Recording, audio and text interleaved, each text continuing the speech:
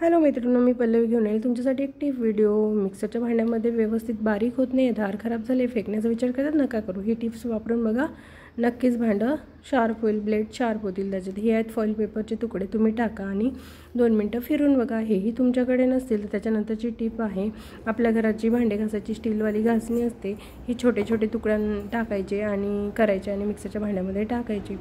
धार एकदम शार्प होईल, एकदम व्यवस्थित होईल। ही घासणी अशीच नाही टाकायची, ह्याचे छोटे छोटे तुकडे करायचे। माझं मिक्सरचं भांडं नवीन आहे, धार छान आहे, त्यामुळे टाकण्याची गरज नाही। तुम्ही छोटे छोटे तुकडे करून बघा आणि टाकून बघा, धार एकदम व्यवस्थित होईल, मसाला एकदम बारीक होईल।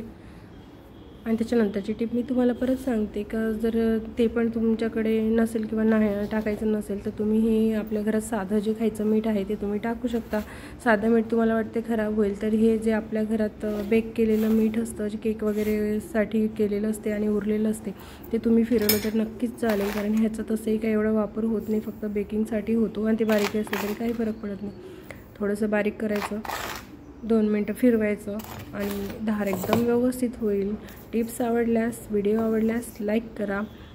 अशाच नवनवीन टिप्स ट्रिक्सचे व्हिडिओ पाहण्यासाठी चॅनलला सबस्क्राईब करा। व्हिडिओ पूर्ण पाहिल्यासाठी थँक्यू, धन्यवाद।